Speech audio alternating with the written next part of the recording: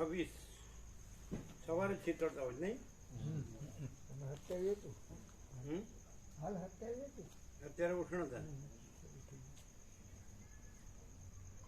દિવસે ઉષ્ણતા, બે ઋતુ.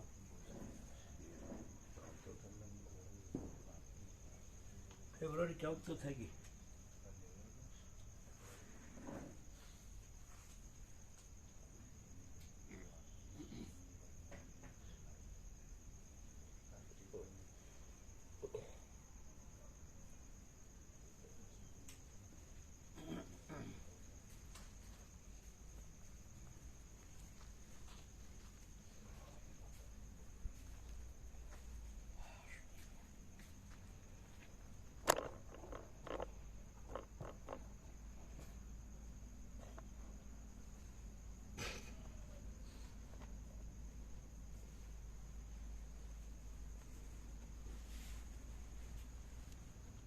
તમને આપ્યા 53 ચાલશે કે વધારે?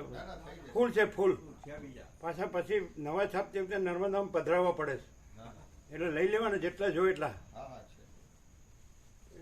નવેસરથી નવું લખાણ કરવાની કઈ જરૂર નહીં. આ તો આખું છે ને 12 મહિનાનું. હા, બધું આવી જાય.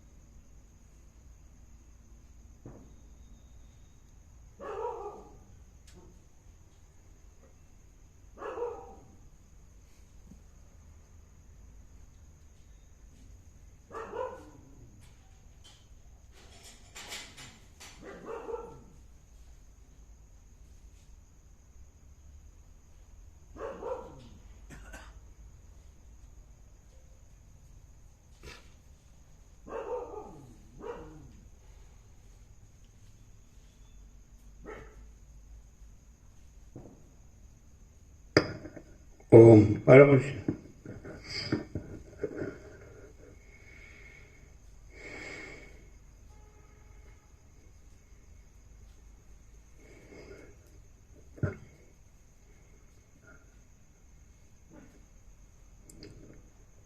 પરમ ચિદાકાશ, પરમ જ્યોતિ, અખંડ જ્યોતિ,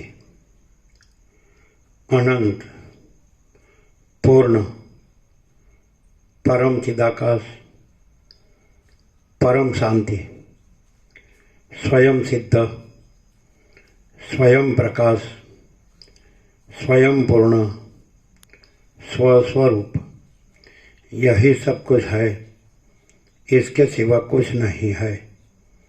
शून्यभास, अनंत कोटि, महाकल्पो है ही नहीं. वशिष्ठ राम निर्वाण पूर्वार्ध राउंड 38मो राउंड.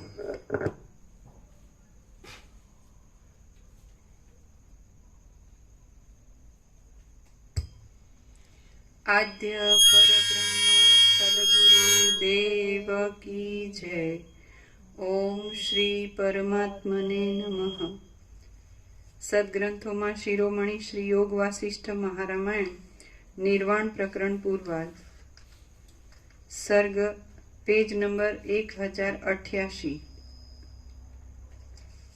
सर्ग 104मो ચુડાલાને ભોગની ઈચ્છા. આ 104મા સર્ગમાં રાજા સાથે ક્રીડા કરતા કુંભને સંભોગની ઈચ્છા થશે અને સ્વર્ગના મીશથી તે પોતાની પુરીમાં જશે તથા ઉદાસ થઈ ફરીને આવશે એ વર્ણન કરવામાં આવશે. Page number 1088. ડાબી બાજુ વચ્ચે. કુંભ મુનિ બોલ્યા, ચૈત્ર માસના શુક્લ પક્ષની પ્રતિપદાનો આ મોટો દિવસ છે. આજે સ્વર્ગમાં મોટા સમારંભથી ઇન્દ્રની સભા ભરાય છે. હા, એ છે 2 લાઈન વધારે. ત્યાં મારે મારા પિતાજી નારદ ઋષિની પાસે હાજર રહેવું જોઈએ, કેમ કે જેવો નિયમ આપણે માટે ઠરાવવામાં આવ્યો હોય તેનો કોઈ દિવસ ત્યાગ કરવો યોગ્ય નથી. તમારે અહીં વસંત હોવાથી નવીન પુષ્પોવાળી આ વનભૂમિમાં ક્રીડા કરતા અને મનમાં કાંઈ પણ ઉદ્વેગ ન લાવતા મારા આવવાની સાયંકાળ પર્યંત વાટ જોવી. હું અવશ્ય સાયંકાળે સ્વર્ગમાંથી આકાશ માર્ગે અહીં આવી પહોંચીશ, કેમ કે સ્વર્ગના કરતાં પણ મને તમારો સંગ વધારે આનંદ આપનાર છે.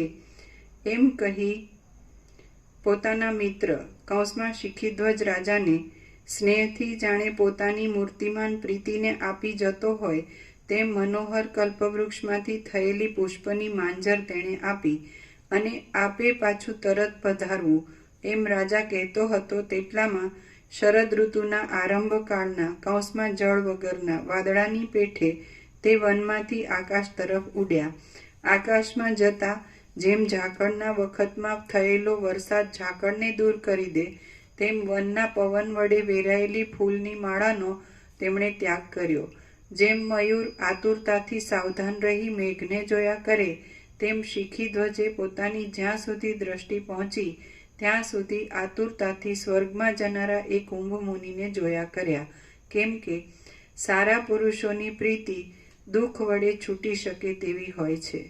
શિખીધ્વજ રાજાની દ્રષ્ટિ મર્યાદાનો અંત આવી જતા આકાશમાં તે રાણીએ કુંભ મુનિનો વેશ છોડી દીધો અને જેમ ભમરીઓ શાંત થઈ જતા જળની શોભા પોતાના સ્વાભાવિક રૂપમાં આવી રહે તેમ એ સુંદર રાણીએ પાછું પોતાનું મૂળ ચુડાલાનું રૂપ ધારણ કર્યું. ધજાઓ ફરકતી હોવાથી ખીલેલી માંજરોવાળા મનોહર આકારના કલ્પવૃક્ષના જેવા દેખાતા અને સ્વર્ગના જેવા રમણીય પોતાના શહેરમાં તે આકાશ માર્ગથી આવી. જેમ ચૈત્ર માસની વસંત ઋતુની મહાશોભા સુશોભિત લતાવાળા વૃક્ષોમાં પ્રવેશ કરે તેમ એ રાણીએ અદ્રશ્ય રહી સ્ત્રીઓ વડે ઘેરાયેલા પોતાના અંતઃપુરમાં પ્રવેશ કર્યો અને ત્યાં સત્વર રાજકાર્યો તપાસી લઈ પાછી તે શિખીધ્વજ રાજાની પાસે ફળ અને પુષ્પની પેઠે કૌંસમાં આગળ પ્રમાણે આકાશ માર્ગે આવી પહોંચી.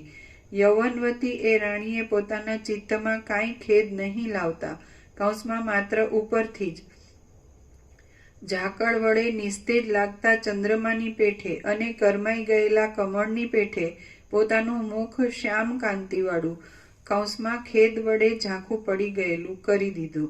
એ દેવપુત્રને આવતા જોઈ શિખીધ્વજ રાજા ઊભો થયો અને તેનો એવો ઉદાસીન આકાર જોઈ રાજા પોતે પણ ઉદાસીન ચિત્તવાળો થઈ ગયો અને તેણે વિનયપૂર્વક કહ્યું, હે દેવપુત્ર, તમને નમસ્કાર છે. તમે ઉદાસ જેવા જણાવો છો. તમે કુંભમુનિ કૌંસમાં મહાજ્ઞાનવાન નારદ મુનિના પુત્ર છો. માટે મનના તાપને છોડી દો અને આ આસન ઉપર બેસો. જાણવાનું સર્વ જેણે જાણી લીધું છે એવા જે મહાત્માઓ છે તેઓ સદા સ્વસ્થ રહી કમળો જેમ જળ વડે ભીના થતા નથી તેમ હર્ષ શોક વડે થયેલી જુદી જુદી જાતની સ્થિતિને વશ થતા નથી.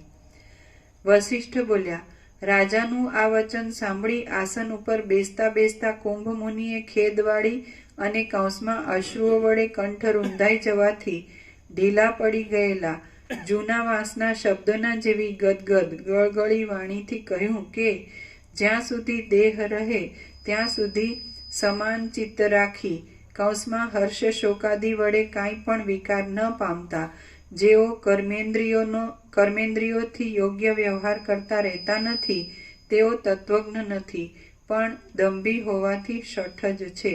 હે રાજા, જેઓ તત્વને ન જાણવાથી અજ્ઞાનમાં જ ડૂબેલા રહે છે તેઓ પોતાની બાળ બુદ્ધિને લીધે જ સ્વભાવથી જ દેહને યોગે ગ્રહણ કરાયેલી અવસ્થાઓથી ભયભીત થઈ નાસવા માંડે છે. જ્યાં સુધી તલ હોય ત્યાં સુધી તેમાં જેમ તેલ રહ્યું જ હોય છે, તેમ જ્યાં સુધી દેહ રહે ત્યાં સુધી પ્રારબ્ધને યોગ્ય દશા પણ હોય જ છે. નીચે ટાંચ છે, આખું બધું બદલ્યું.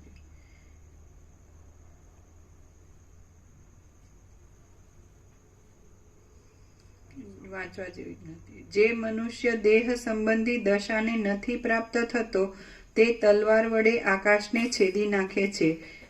કૌંસમાં મતલબ કે દેહ રહે ત્યાં સુધી તે દશા નહીં ભોગવવાની વાત આકાશ કાપવા જેવી અસંભવિત જ છે. કૌંસ પૂરો. પરંતુ દેહ સંબંધી દશાઓનો એ જ સર્વોત્તમ ત્યાગ છે કે યોગને લીધે કૌંસમાં દેહ દશાને મિથ્યા સમજી તે તરફ ન જોતા ચિત્તની સમાનતા જ કૌંસમાં નિર્વિકારતા જ રાખવી, બાકી કર્મેન્દ્રિયો તરફ ચિત્તની સ્થિતિ રાખી તેને હઠથી રોકી રાખવી એ દેહ દશા સંબંધી દુઃખોના ત્યાગનો ઉપાય નથી. હે પ્રિય રાજા, જ્ઞાની પુરુષે જ્યાં સુધી પોતાનો દેહ રહે ત્યાં સુધી કૌંસમાં એ દેહ સંબંધી દશાઓમાં પોતાની કર્મેન્દ્રિયો વડે સદાચાર અનુસાર વ્યવહાર કરતા રહેવું, બાકી મન આદિ જ્ઞાનેન્દ્રિયોથી કદી પણ હર્ષ શોક આદિ વિકારવાળા થઈ રહેવું નહીં. બ્રહ્માથી માંડી સર્વ ઉત્તમ ચિત્તવાળા જીવન મુક્ત પુરુષો કૌંસમાં પ્રારબ્ધ પ્રાપ્ત દેહ સંબંધી અવસ્થાઓમાં જ રહે છે, કેમ કે દૈવનો એવો જ કૌંસમાં પ્રારબ્ધ ભોગ અવશ્ય ભોગવવાનો જ નિશ્ચય છે. અજ્ઞાની જીવો અને જ્ઞાની મહાત્માઓ તથા જે કાંઈ આ દ્રશ્ય વર્ગ રૂપે રહેલા છે તે સર્વ જેમ નદીનું જળ સમુદ્ર તરફ જ વળે તેમ દૈવ તરફ જ વળે છે. કૌંસમાં પ્રારબ્ધાનુકૂળ જ તેની પ્રવૃત્તિ થાય છે. જ્ઞાની પુરુષો બુદ્ધિ આદિને સમાન નિર્વિકાર રાખી પોતાનો દેહ હોય ત્યાં સુધી ચાલુ રહેનાર પ્રારબ્ધને ભોગવવા માટે જ કર્મેન્દ્રિયોનો વ્યવહાર ચાલુ રાખે છે અને તે રીતે બાકીનો સમય ગાળે છે. હે પ્રિય રાજા, અજ્ઞાની પુરુષો પ્રારબ્ધ પ્રમાણે દશા આવી પડતા હૃદયમાં ખેદ પામે છે અને તેમને જે સુખ દુઃખ આવી પડે તેમાં આકુળ વ્યાકુળ થઈ હજારો દેહો ધારણ કરવામાં કારણ બને છે. તેથી તેમના નસીબ પણ તરે તરેના બદલાયા કરે છે. હે પ્રિય નરપતિ, અમુક પ્રાણીએ અમુક જન્મમાં અમુક પ્રકારે સુખથી રહેવું અને અમુક પ્રકારે દુઃખી દશામાં રહેવું એવું જે કાંઈ જીવોએ પોતાના કર્મો અનુસાર પોતપોતાના લલાટમાં લખાવેલું છે તે નસીબના નિર્માણને અનુસરીને જ વ્યવહાર કરવો પડે છે. એટલે અજ્ઞાની હોય કે જ્ઞાની હોય, પરંતુ તે બંનેમાંથી કોઈ પણ નસીબને ઓળંગી શકતું નથી. શ્રી યોગ વાસિષ્ઠ મહારામાયણમાં નિર્વાણ પ્રકરણના પૂર્વાર્ધનો જીવન મુક્ત વ્યવહાર પ્રતિપાદન નામનો સર્ગ 104મો સમાપ્ત. સર્ગ 105મો. કુંભને સ્ત્રી ભાવની પ્રાપ્તિ. આ 105મા સર્ગમાં કુંભ મુનિ પોતાને દુર્વાસા મુનિના શાપથી રાત્રિએ સ્ત્રીપણાની પ્રાપ્તિની વાત કહેશે અને પછી પરસ્પર સમાધાન કરી બંનેની પ્રસન્નતાપૂર્વક સ્થિતિ કહેવામાં આવશે. શિખિત્વજ રાજા બોલ્યો, હે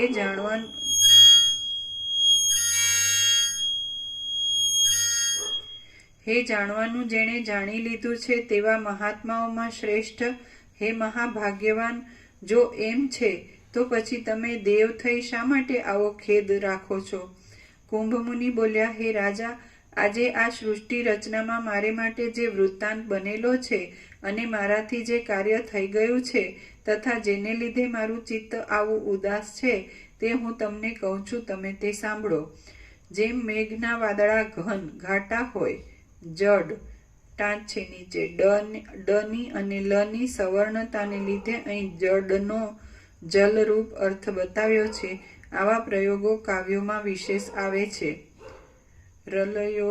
રલયોશ્ચૈવ એ પ્રમાણથી એ બંનેનું સવર્ણપણું સિદ્ધ થાય છે. જડ જલરૂપ હોય અને કૃષ્ણ કાળા હોય તો પણ વૃષ્ટિ થવાથી તે અત્યંત હલકા થઈ જાય છે. તેમ દુઃખ પણ ભલે ઘન ઘાટું હોય, જડ તરત ખસેડી શકાય તેવું ન હોય અને કૃષ્ણ કૌંસમાં મુખ કાંતિ શ્યામ કરી દેવાથી શ્યામતાવાળું હોય. કૃષ્ણ રૂપ રહિત પદાર્થોની પણ અલંકારિકોએ રૂપકલ્પના કરી છે. જેમ કે યશનું ધવલ રૂપે વર્ણન આવે છે. લોકમાં પણ કેટલાક દુષ્ટ કર્મોને કાળા કામ કહે છે. આ પ્રમાણે દુઃખમાં કૃષ્ણપણું યોજેલું જણાય છે. જડ તરત ખસેડી શકાય તેવું ન હોય અને કૃષ્ણ મુખ કાંતિ શ્યામ કરી દેવા શ્યામતાવાળું હોય, પરંતુ સુગ્ન મિત્રને કહેવાથી તે અત્યંત હલકું થઈ જાય છે. જેમ સ્વચ્છતા આપનારા નિર્મળીના ફળ પાણીમાં નાખવાથી પાણી બહુ નિર્મળ થાય છે, તેથી તે નિર્મળી જ કહેવાય છે. જેમ સ્વચ્છતા આપનારા નિર્મળીના ફળ વડે જળ પ્રસન્ન સ્વચ્છ થઈ જાય છે, તેમ સ્વચ્છતા આપનારા સારા મિત્રને પૂછવાથી સુશીલ ચિત્ત પ્રસન્ન થઈ જાય છે. હું તમને પુષ્પની અંજલિ આપી અહીંથી ગયો અને આકાશને ઓળંગી જઈ સ્વર્ગમાં પહોંચ્યો. પછી એ મહાન ઇન્દ્રના સભાસ્થાનમાં મારા પિતાજી નારદ મુનિની સામે ક્રમ પ્રમાણે હું બેઠો. ત્યાંથી ઉઠતી વખતે પિતાજીએ મને રજા આપી. હું અહીં આવવા માટે સ્વર્ગનો ત્યાગ કરી આકાશ પ્રત્યે ગયો અને સૂર્યનારાયણના અશ્વોની સાથે મેં પવનના માર્ગમાં કૌંસમાં પવનના પ્રવાહ ભેગું ચાલવા માંડ્યું. એક માર્ગ વડે સૂર્યનારાયણ એક બાજુ અસ્તાચળમાં ચાલ્યા ગયા અને બીજા માર્ગથી હું કેમ જાણે સમુદ્રમાં શરીર પડી જતા તેમાં તરતો આવતો હોઉં તેમ આકાશમાં ગતિ કરતો આવતો હતો. ત્યાં દુર્વાસા મુનિને જળ વડે ભરેલા વરસાદના વાદળાના મધ્યમાર્ગમાં થઈને મારી આગળ વેગથી આવતા મેં જોયા. તેઓ વરસાદના વાદળારૂપી વસ્ત્રો વડે ઢંકાયેલા હતા. વીજળીરૂપી કંકણ વડે સુશોભિત અભિસારિકાના જેવા દેખાતા હતા અને જળબિંદુઓની ધારાઓ વડે તેમના અંગનું ચંદન ધોવાઈ ગયું હતું. તેઓ પૃથ્વીમાં રહેલા સુંદર વૃક્ષોની સરસ છાયાવાળા અને કેમ જાણે પોતાને પ્રિય મૂર્તિમાન તપની લક્ષ્મી જ હોય તેમ અતિ પ્રિય થઈ રહેલા ગંગાજી પ્રત્યે કૌંસમાં સંધ્યાવંદન કરવાનો કાળ વીતી ન જાય તે સારું ત્વરાથી ચાલતા આવતા હતા. આકાશમાં ચાલતા મેં તેમને નમસ્કાર કરી કહ્યું કે હે મુનિ, આપ શ્યામ વાદળારૂપી વસ્ત્રોને ધારણ કરવાથી અભિસારિકાના જેવા લાગો છો. નીચે ટાંચ છે. પોતાના પ્રિય પુરુષને મળવાના ઈરાદાથી સંકેત સ્થાનમાં જાય તે અભિસારિકા કહેવાય છે.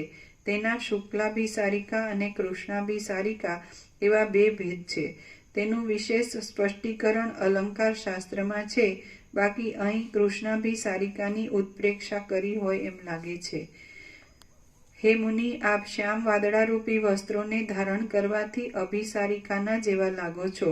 હે મને માન આપનારા રાજા, એ મારા વચન સાંભળી દુર્વાસા મુનિએ મને શાપ આપ્યો કે હે દુષ્ટ, તું મને આવા અયોગ્ય વચનો કહે છે, માટે તું રાત્રિને વખતે સ્તન અને કેશવાળી હાવભાવ વડે વિલાસ કરનારી સ્ત્રી બની જઈશ. એ વૃદ્ધ બ્રાહ્મણ કૌંસમાં દુર્વાસા મુનિનું અશુભ વચન સાંભળી જ્યાં હું કંઈક એ પ્રસંગને યોગ્ય વિચાર કરું ત્યાં એ મુનિ અદૃશ્ય થઈ ગયા. હે સુશીલ રાજા, આ કારણથી હું આકાશની અંદરથી ચિત્તમાં ખેદ ધરી અહીં આવ્યો છું. આ મારું સર્વ વૃત્તાંત મેં તમને કહ્યું. રાત્રિએ મારે સ્ત્રીનું રૂપ ધારણ કરવું પડશે, તો દિવસનો અંત ભાગ આવતા રાત્રિઓને વિશે મારે સ્ત્રીપણાથી શી રીતે કાળ પસાર કરવો? હું રાત્રિએ સ્તનવાળી સ્ત્રી બની જઈશ ત્યારે મારે પિતાજી નારદ મુનિ પાસે શું કહેવું? અહો, સંસારમાં જે કાંઈ ભાવિ હોય છે તે થયા વિના રહેતું જ નથી. જેમ માંસનો એક પિંડ ગીધ પક્ષીઓની પરસ્પરની લડાઈના કારણરૂપ થાય, તેમ હું પણ જુવાન પુરુષોની અન્યોન્યમાં લડાઈના કારણરૂપ થયેલ છું. અહો, મહાકષ્ટ છે કે હમણાં જ મારા અપહરણ માટે કામી પુરુષોમાં પરસ્પર કલહ થશે. કષ્ટની વાત છે કે સ્વર્ગના દેવકુમારો હવે મારા સ્ત્રી દેહને જોઈ પરસ્પર કજિયો કરશે અને મારા સ્ત્રી ભાવથી લજવાઈ દેવો, બ્રાહ્મણો અને ગુરુઓ પાસે હું કેવી રીતે ઊભો રહીશ? વસિષ્ઠ બોલ્યા. એમ કહી કુંભ મુનિ ક્ષણ માત્ર મહાત્માઓની નિર્વિકલ્પ સ્થિતિના જેવું મૌન ધારણ કરી ધૈર્યનો આશ્રય કરી કૌંસમાં ધીરેથી પાછું બોલ્યા કે અજ્ઞાનીની પેઠે હું શોક શા માટે ધારણ કરું? હું કે જે નિર્લેપ આત્મારૂપ છું તેની એથી શી ક્ષતિ થઈ? કાંઈ નહીં. મારાથી પૃથક જુદો રહેલો આ દેહ જ પ્રારબ્ધ પ્રમાણે જે પ્રાપ્ત થયું છે તે સ્ત્રીપણાનો અનુભવ કરશે. શિખીધ્વજ રાજા બોલ્યો, હે દેવપુત્ર, જેમ આપ કહો છો તેમ જ છે. વળી આ વિલાપ કરવાથી શું ફળ છે? જે કાંઈ સુખ દુઃખાદિક આવવાનું હોય તે ભલે દેહ ઉપર આવો, પણ આત્મા તો સુખ દુઃખાદિકથી લેપાતો નથી. જે કેટલાક સુખો અને દુઃખો કહેલા છે તે બધા દેહને છે, પરંતુ સાક્ષી રૂપે તેથી જુદા રહેનારા આત્માને તો કશું નથી. દેહના સંબંધથી જે પ્રારબ્ધના ફળોને ભોગવ્યા વિના છૂટકો જ નથી, તેના સંબંધમાં તમે કે જે ખેદ કરવાને યોગ્ય જ નથી તે પણ જો ખેદ કરશો તો પછી અજ્ઞાની જીવોના અવિવેક વડે થનારા ખેદને મટાડવામાં તમારા જેવો શાસ્ત્રનો અનુભવ કરવામાં કુશળ એવો બીજો કયો પુરુષ મળી આવશે? ખેદ કરાવનારા પ્રસંગમાં ખેદને યોગ્ય જ ભાષણ કરવું જોઈએ. તેથી તમે તેમ કહ્યું.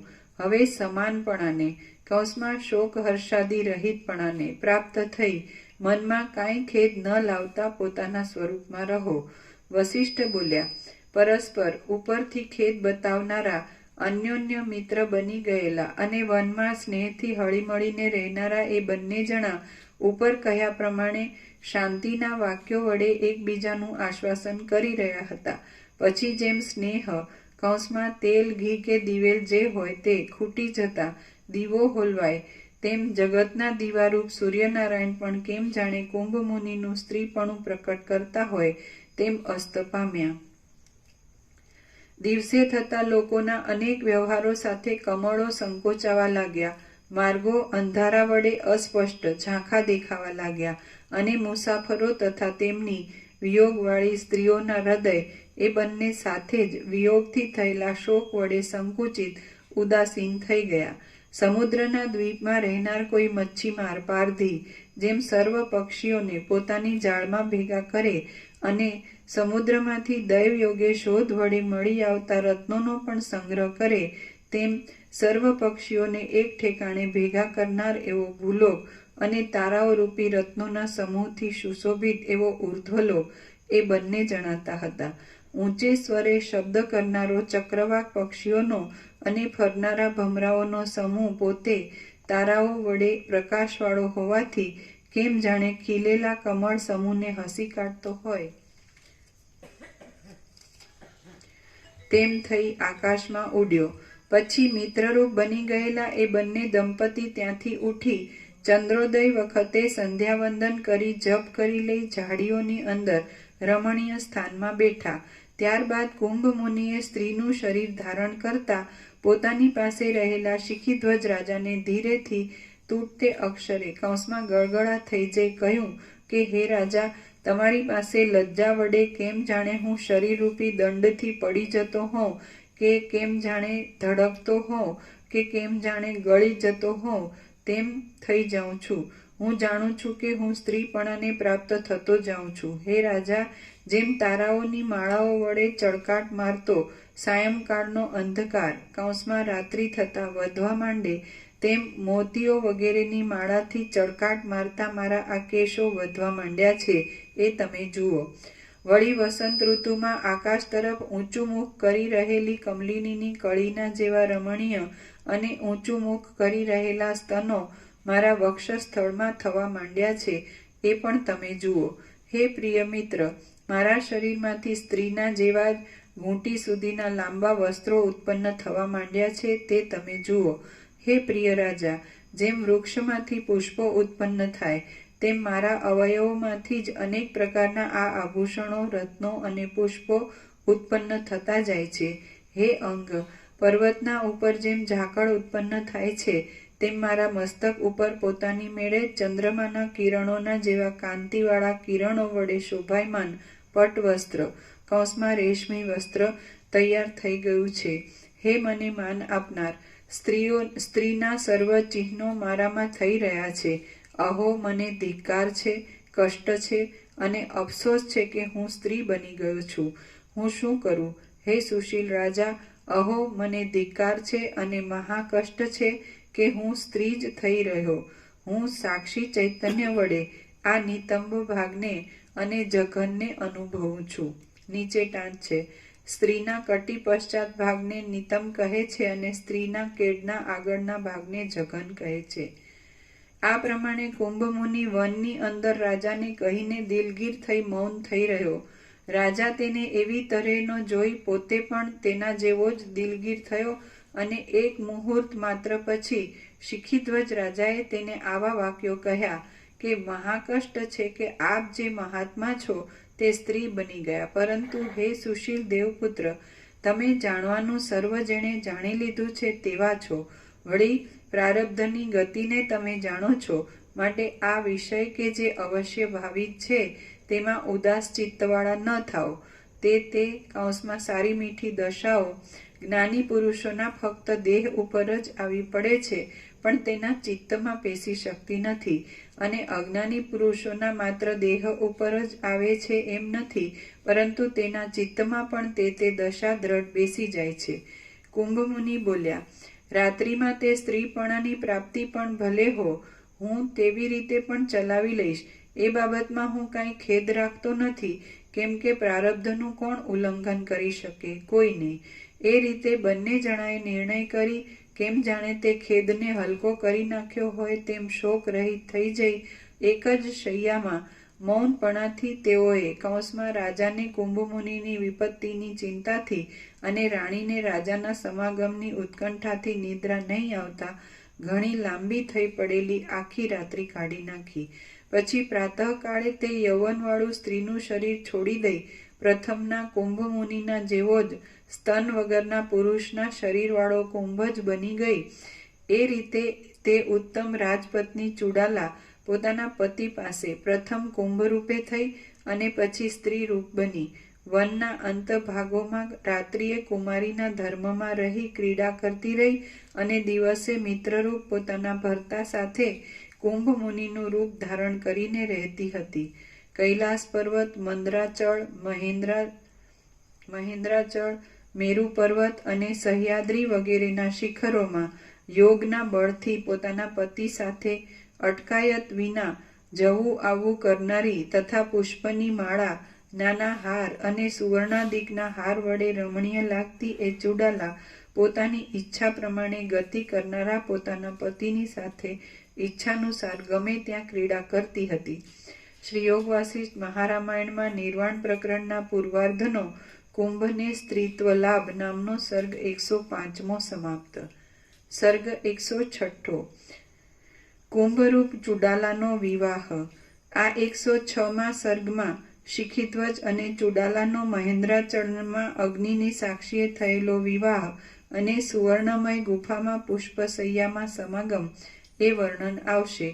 વસિષ્ઠ બોલ્યા, ત્યાર પછી કેટલાયક દિવસો ગયા બાદ કુંભમુનિના રૂપને ધારણ કરનારી સતી ચુડાલાએ પોતાના પતિને આ પ્રમાણે કહ્યું, હે રાજા, હે કમળના જેવા સુંદર નેત્રવાળા, મારા આ વચન તમે સાંભળો. હું રાત્રિએ સુંદર અંગવાળી સ્ત્રી બની જાઉં છું, માટે તેને યોગ્ય એવા સ્ત્રી ધર્મને હું સફળ કરવાને ઈચ્છું છું. તેથી કોઈ ભર્તાને શોધી વિવાહ વડે થોડા કાળમાં જ હું મારા આત્માને, દેહને આપી દઈશ. આ ત્રણેય લોકમાં તમે જ મને ભરતા રૂપે બહુ રૂચો છો, માટે મારી સાથે વિવાહ કરી સર્વદા મને રાત્રિએ ભાર્યાના ભાવમાં અંગીકાર કરો.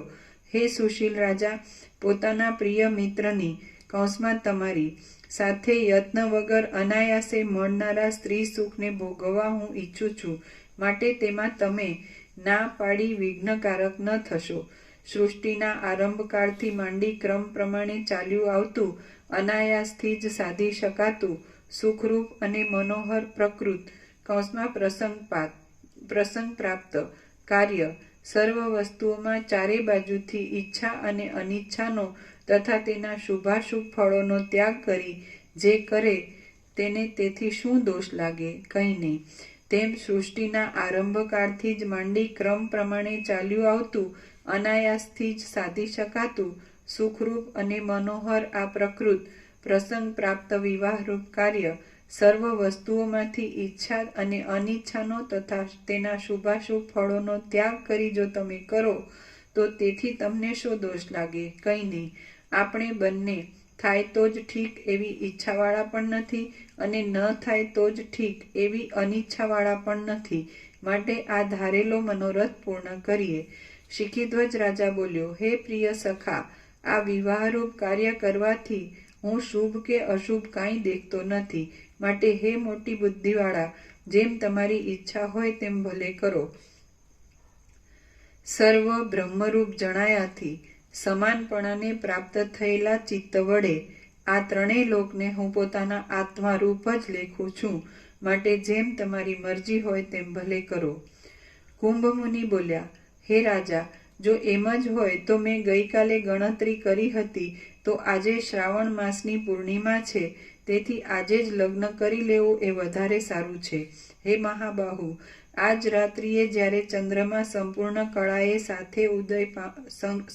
કળાઓ સાથે ઉદય પામશે, મહેન્દ્રાચળના ઉપરના ભાગમાં રહેલા શિખર પરના મંદિરો જ્યારે મણિઓથી પ્રકાશશે, જ્યારે પુષ્પના ભારથી નમેલી વૃક્ષરાજીરૂપી વૃક્ષના વન સ્ત્રી પોતાની લતાઓ ડોલાવી નૃત્ય કરશે અને જ્યારે તારામંડળ પોતાના પતિ ચંદ્રને વીંટીને ઊભું રહેશે, ત્યારે આપણો વિવાહ થાય તો તે એક સુંદર ઉત્સવ શોભશે અને તારાઓ સહિત ચંદ્ર પણ ભલે તે વિવાહના દર્શન કરે.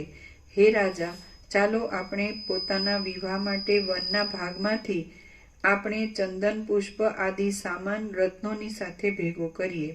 આમ કહી કુંભમુનિ રાજાની સાથે ઊભા થયા અને પુષ્પો વીણી લાવ્યા તથા તેમણે રત્નાદિકનો પણ સંચય કર્યો.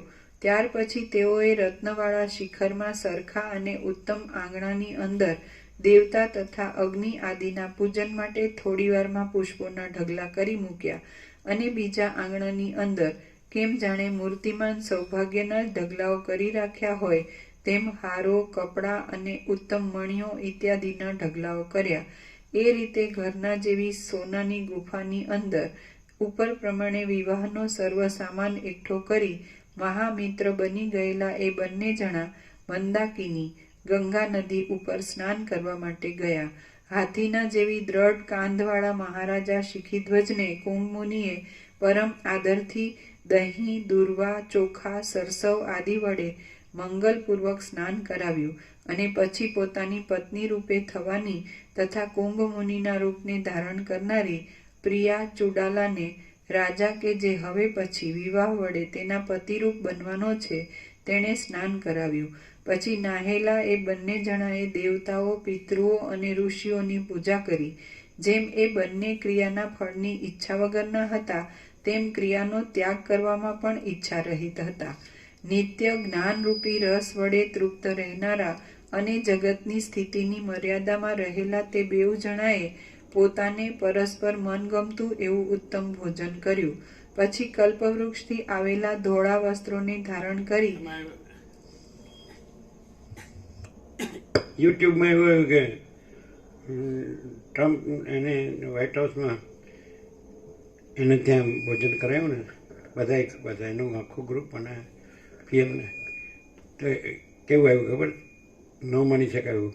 એક ડીશ 9 કરોડની પોસિબલ છે? જોયું જ કોઈ એમાં એવું લાગે. એટલે ગપ્પુ માર્યું એવું લાગે ને. આ પેલા શું કહેવાય, પેલા હોય ને મીડિયાવાળા. અમે એટલે હતા ને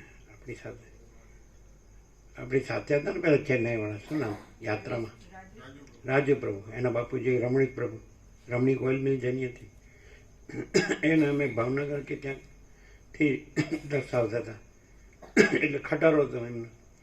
રમણીક પ્રભુની બાજુમાં અમે નાના હતા, અમે બેઠા હતા ને એ ચાલ ડ્રાઈવ કરતા. તો એક પાટલી હતી અને એક પ્રભુ હતા, બનાવતા હતા બાજરીનો રોટલો ને.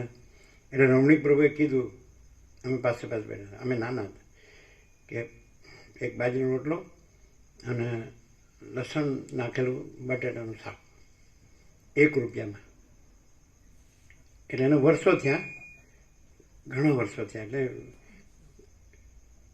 ઘણા એટલે ઘણા અમે નાના હતા તો અમને એમ થાય એ જે મીઠાશ હતી આ 9 કરોડની ડીશ એ તો ગપ્પું જ માર્યું હોય, 9ની તો હોય જ નહીં. હું હવે સમજાય કે નહીં?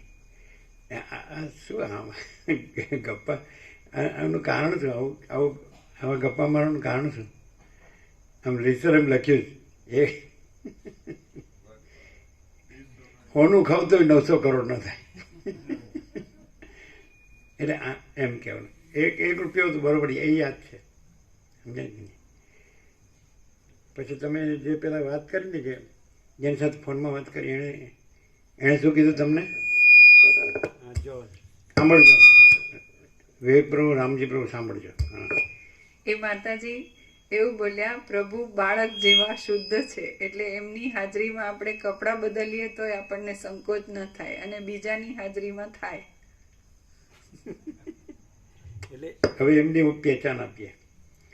એટલે એમનો ફાધરનું નામ જગજીવન પ્રભુ અને આ જન્મદાત્રી અને એની મધર જેને અજવાળી માળી કે ચંબા માળી ગમે એણે જેને જંબુસ્વામી જન્મથી જ નામ આપ્યું એ લોકોને તો જે અંતઃપ્રેરણા સર્વાંતરેણ પ્રેરણા થઈ, મોટા કાન હોય કે કાંઈ એવા લક્ષણ હોય કે આ સ્વામી છે.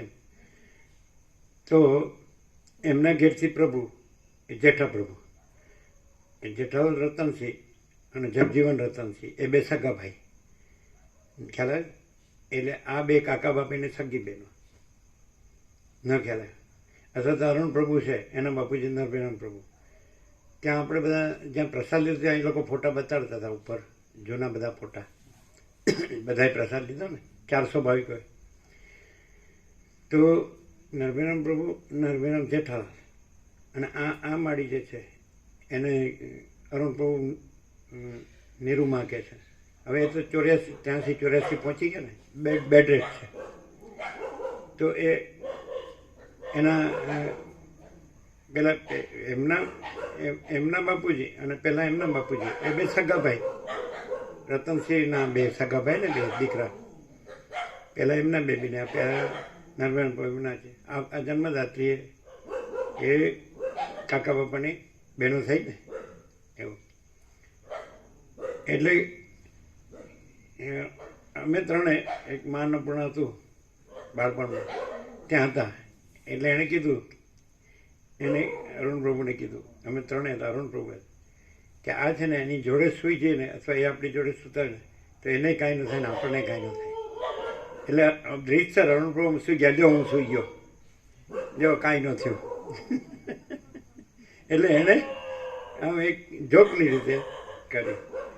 એટલે પેલા કે એમ નહીં એમ કરીને કે, એટલે એ કઈ રીતે કીધું એમણે કે જે ખરેખર દાખલા તરીકે વસિષ્ઠ, તમે એમ કહો કે વસિષ્ઠ અરુંધતી છે ને એમને 100 પુત્રો થયા ને વિશ્વામિત્રે મારી નાખ્યા ને એમને એટલે રામકૃષ્ણ પણ કે એને પુત્ર શોક થયો.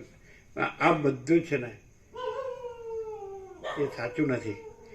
વસિષ્ઠ એમ કે હું આ વસિષ્ઠ અને હું આનંદ સુધે ચિદાકાશ છે એ 100% સત્તરાની નિસંશય. કારણ કઈ રીતે?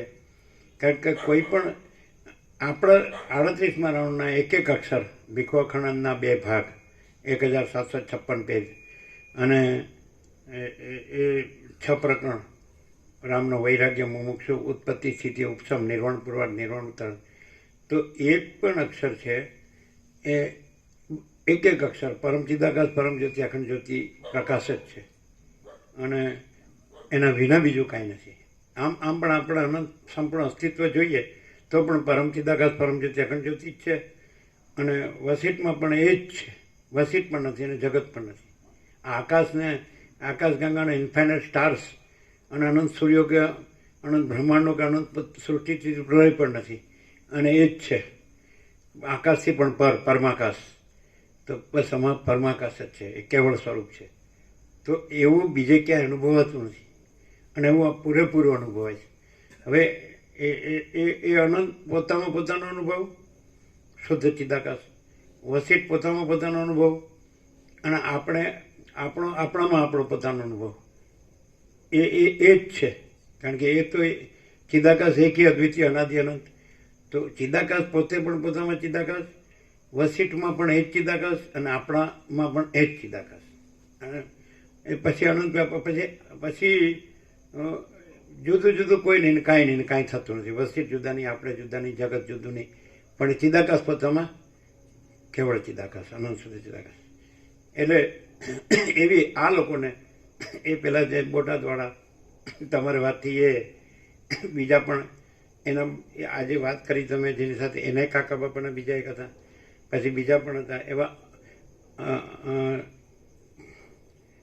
આણે કીધેલું જે આવેલા આપણે સુશીલ પ્રભુથી આવેલા પેલા શું નામ કમલેશ પ્રભુ વડોદરા, જેને બધું વજન વધારે પડે ને એને આ તડક કાપી નાખવામાં આવ્યું હતું ને એ કે એટલે અરુણ પ્રભુને એ કમલેશ પ્રભુ એ મામા ભાઈના થાય, નરેન્દ્ર પ્રભુના બેન ને એમનો ચિરંજીવ કમલેશ.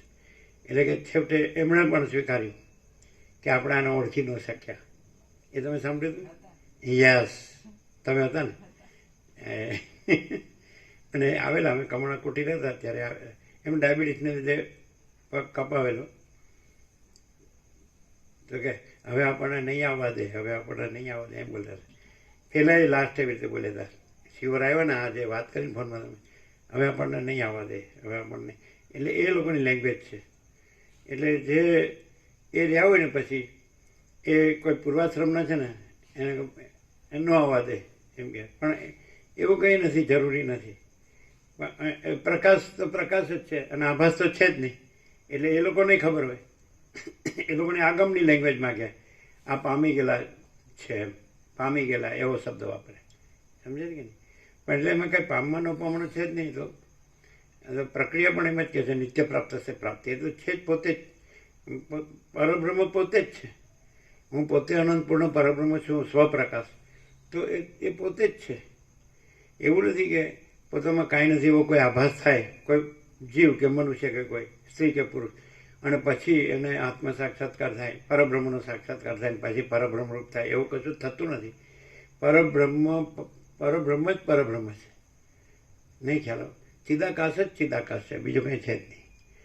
એટલે આવું તો નાનપણમાં બધું સાથે બધા હોય ને. એટલે સૌથી પહેલાં અમે એમને ક્યાં જોયેલા, અમે જે અગાસી બધાને અમે રાત્રે વિશ્રામ કરતા, તો આ જેની સાથે તમે વાત કરીને એને અમે પહેલાં ત્યારે જોયા કે છેક અગાસીમાં આવીને અમે ઊંઘમાં હતા અમને જગાડેલા.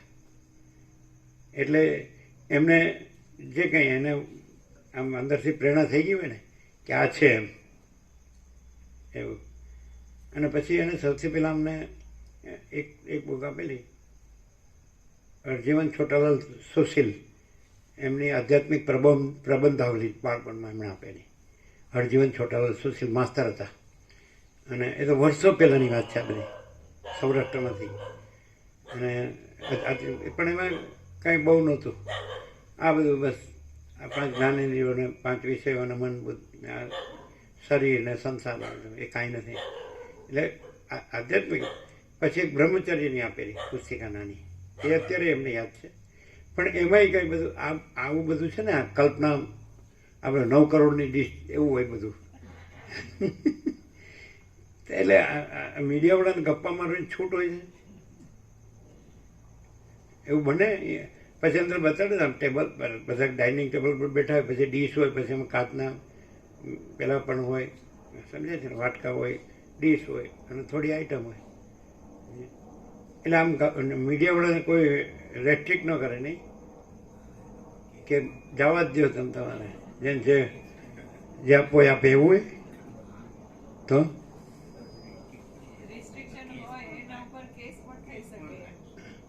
નવું કરોડ જો તમે કોઈને પણ પૂછો કે હવે 1 રૂપિયાનો અમે બાજીનો રોટલો અને લસણ નાખેલું બટેટાનું શાક, અને ભલે 70 વર્ષ થયા હોય અત્યારે, પણ એ અમૃત આ 9 કરોડની ડીશ હોય તોય ન હોય.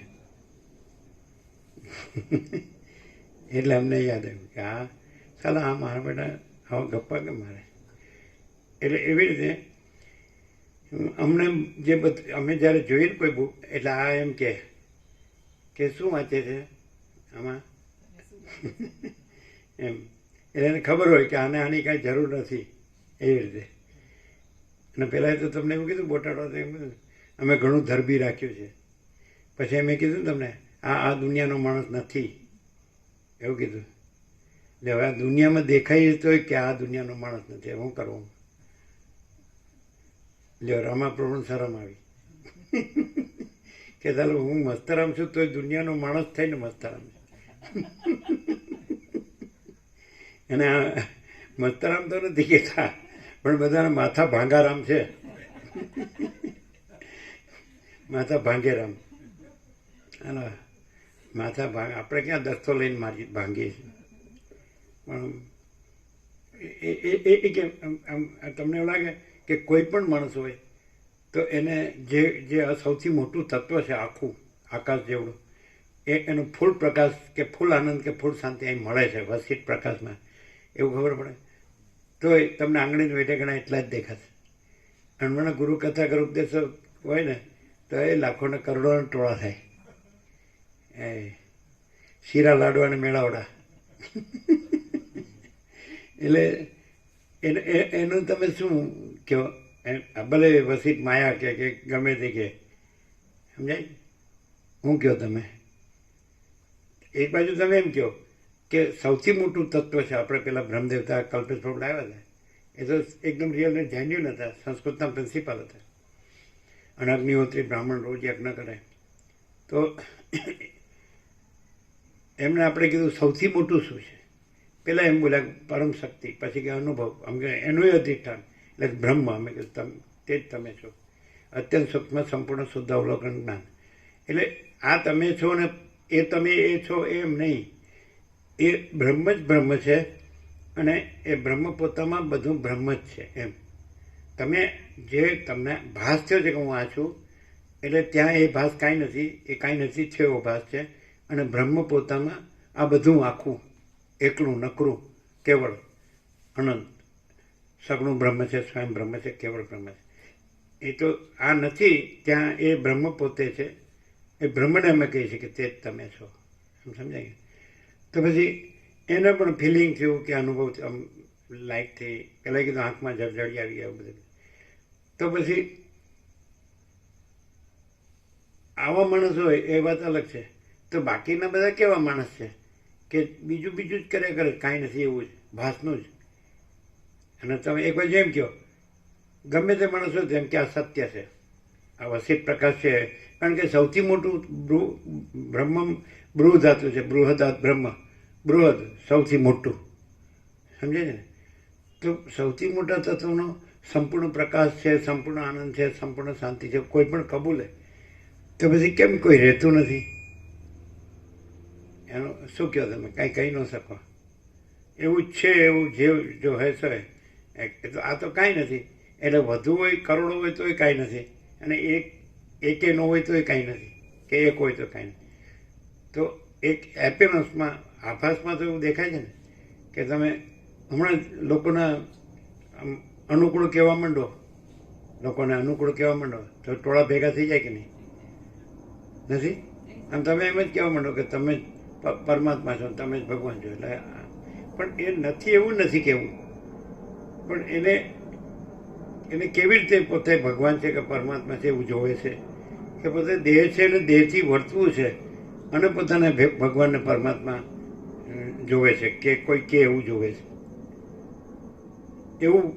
અને વસીત પ્રકાશમાં તો બ્રહ્મ ને પરમાત્મા શબ્દો નથી, શબ્દો કલ્પિત છે.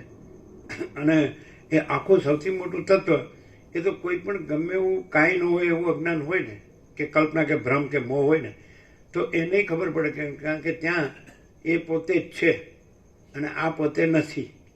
એટલે આ પોતે નથી. સ્વપ્ન પુરુષ પોતાને માને કોઈ સ્વપ્ન પુરુષ છું, તો ગમે એવું એનું સ્વપ્ન સૃષ્ટિ હોય ને, ગમે એવું એમાં ખૂંપી ગયેલો કે ડૂબી ગયેલો હોય તો પણ ત્યાં વાસ્તવમાં તો જાગ્રત જ છે અને સ્વપ્ન છે જ નહીં. એ જાગ્રતથી પણ એ જાગ્રત છે એનાથી જ એનામાં એને એ વસ્તુ થાય કે હા સાચું છે. આ જે છે એ કાંઈ નથી એવું ગમે એટલું અટપટું માન્યું હોય આને, કલ્પના ભ્રમ કે મોહ કે અવિવેક અવિચાર કે અવિદ્યા જ્ઞાન માયા કે તર્ક સંશય શંકા કે વહેમ અંધશ્રદ્ધા કે કાંઈ નથી એવું ભાસ તો પણ ત્યાં એકચ્યુઅલી એ કાંઈ નથી એ કાંઈ નથી. જે છે આખું સૌથી મોટું, જે અનંત અખંડ અભેદ મહાચિદાકાશ જ્યોતિ, તો એનામાં એનાથી જ થાય કે એ જ છે અને આ નથી. સૂર્યમાં સૂર્યથી જ થાય કે સૂર્ય જ છે ને રાત્રિનો અંધકાર નથી અથવા ત્રૈલોક્ય નથી. એટલે ગમે એવા ને થાય અને તોય એમાં નહીં, ઓરિજિનલ રિયલ ટ્રુથમાં નહીં. અને કાંઈ નથી. હું સ્વપ્ન પુરુષ છું, હું જાગ્રત કેમ, મને કેમ કોઈ જાગ્રત કહે? એટલે પછી એના જેવો સ્વપ્ન પુરુષ એનો ગુરુ થાય અને કે આપણે જાગ્રત જ છીએ. ચાલો આ તો મારા બેટા સમજાય ખરું? હવે આવું આવે ચોપડીમાં? હમ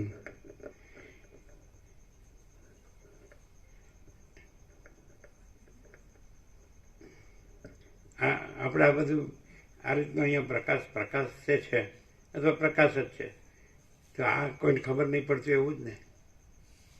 એવું તો જો માણસ એમ ખબર પડે આપણે બધું સારું છે, આ ધન ને ભોગો ને બધું, આ ઘર ને સ્ત્રી પુરુષ ને પ્રજા ને પ્રજાની પ્રજાને આપણું કુલ કુટુંબ જ્ઞાતિ સમાજ દેશ દુનિયાને આપણો સંસાર વ્યવહાર લેવા દેવાને હવે સારું પહેરવી ઉઠીએ છીએ, ખાઈએ પીએ છીએ, રહેવાનું અને બધું જાણવાનું, ભણવાનું, ગણવાનું, જોવા જાણવા માણવાનું, હરવા ફરવાનું, ખાવા પીવાનું, આપણે સુખી છીએ.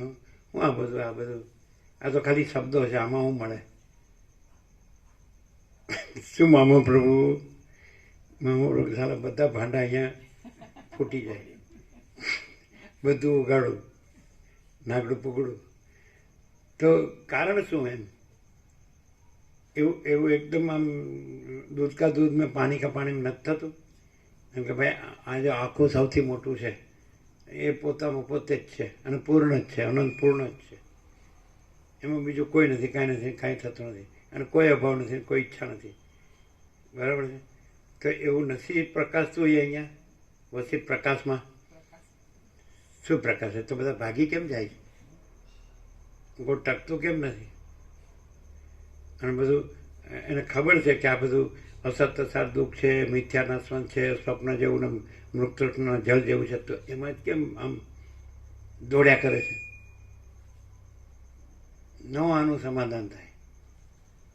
એને એમ જ કહેવું પડે કે એ કાંઈ નથી એનું હું કામ વાત કરો છે એની વાત કરવાની નથી, પછી કાંઈ નથી એની વાત શું કરવાની હોય? એમ કેવું પડે, બીજું શું કેવું પડે? આ મગજનું કામ નથી, બુદ્ધિનું કામ નથી, સમજ્યા? શું થાય?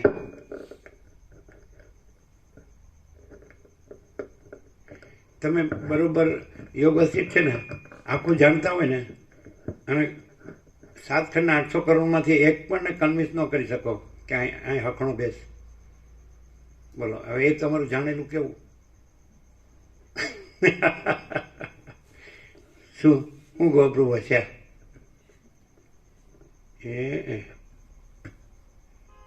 એમને તો હું સમજ્યા? એ બધાને ફોન કર્યા કરે પણ કોઈ ચકલું ફરકતું નથી.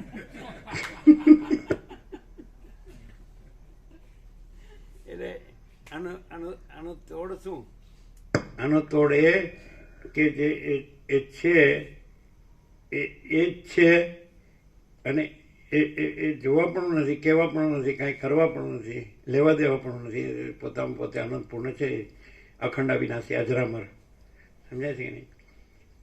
પરમાકાશ કે જે આકાશથી પરમાકાશ છે. એમાં બીજું આ આકાશે નથી ને આ તારાઓના સૂર્યોનું બ્રહ્માંડોનું કોઈ ઉત્પન્ન થતું નથી, લય પામતું નથી. એ અનંત અખંડ અભેદ છે. પરમ જ્યોતિ, અખંડ જ્યોતિ, પરમ ચૈતન્ય પ્રકાશ રૂપી આકાશ. તો એમાં એનું જોનાર કેનારે સાંભળનારે નથી અને એમાં કાંઈ નથી એનું જોનાર કેનાર સાંભળનારે નથી. એમ છે.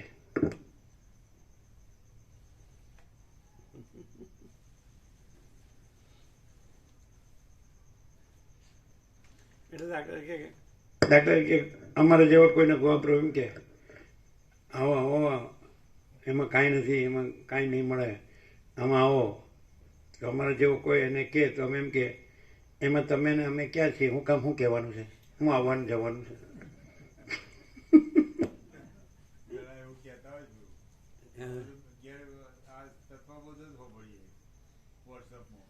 હા, શું કહેતા હોય? ઘેર બેઠા બેઠા આ જ કરીએ, બીજું કોઈ કરતા નહીં. આ તો બરાબર જ છે ને. કેમ હો? એવું એવું જ કહેતા હોય. તમે એમ કહો કે બધાએ આ લાભ લેવો જોઈએ એમ કહો ને તમે, તો 7 ખંડના 800 કરોડ અહીં હમાય? તો પછી એટલે એ પણ બધું એ બરાબર છે, જે નેચરલ નોર્મલ. એમ કે જો ચિદાકાશથી કેવું હોય તો એ જે છે બરાબર છે, અને કાંઈ નથી એવા ભાસથી કેવું હોય તો એ જે છે બરાબર છે.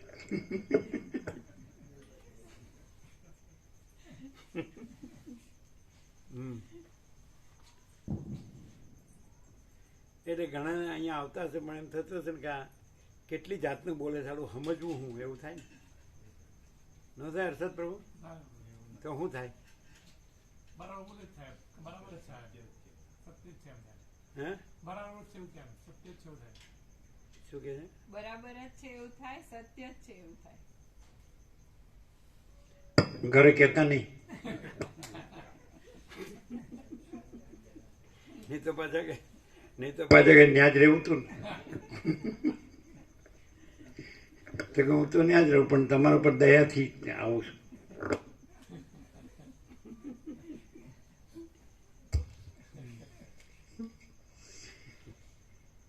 જેમ એ બંને ક્રિયાના ફળની ઈચ્છા વગરના હતા તેમ આનાથી શું થાય? તો પછી આપણે આ બધું હવે ક્લિયર કર્યું તો આપણને શું થાય? આપણે હવે આ સરળ સોણમાં રહીએ, બરાબર? કાંઈ એવું કાંઈ મોટો કોઈ પૃથ્વીનો ભાર ઉપાડીને ફરતા નથી, બરાબર? તો હવે શું થાય એનાથી ક્લિયર કે એ જ છે અનંત ચૈતન્ય પ્રકાશ, અનંત ચૈતન્ય શાંતિ, સ્વયં સહજ, અને આખું ભરેલું જ છે. બીજું વિકલ્પ માટે જગ્યા, બીજું ભરપૂર, એટલે બીજી જગ્યા જ નથી. બીજી જગ્યા માટે પણ જગ્યા નથી ને વસ્તુ માટે જગ્યા નથી, તો પૂર્ણ જ છે. તો હવે આ શું લાગે? આ બધી રીતે બધું છે શું? એમ કે અમે આમાં જ રહીએ છીએ, બીજા આમાં રહેતા નથી એવું લાગતું હશે. બીજા આવે છે ને વયા જાય છે, અને અમે કેવા રહ્યા છીએ? જો મહાપ્રભુ કે હા એવું છે. હા તો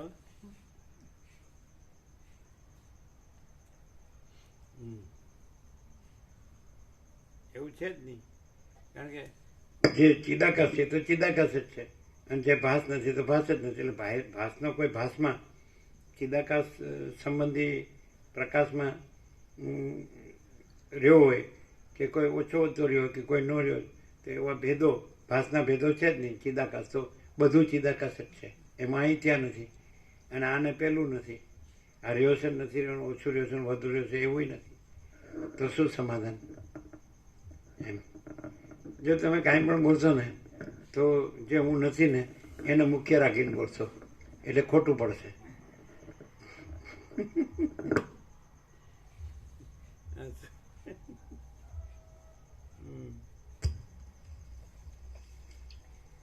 જેમ એ બંને ક્રિયાના ફળની ઈચ્છા વગરના હતા તેમ ક્રિયાનો ત્યાગ કરવામાં પણ ઈચ્છા રહિત હતા. નિત્ય જ્ઞાનરૂપી રસ વડે તૃપ્ત રહેનારા અને જગતની સ્થિતિની મર્યાદામાં રહેલા તે બેવ જણાએ પોતાને પરસ્પર મનગમતું એવું ઉત્તમ ભોજન કર્યું. પછી કલ્પવૃક્ષથી આવેલા ધોળા વસ્ત્રોને ધારણ કરી કલ્પવૃક્ષના ફળોનો ઉપયોગ કરી તે બંને શાસ્ત્રમાં કહેલા ક્રમથી વિવાહ સ્થાનમાં આવ્યા.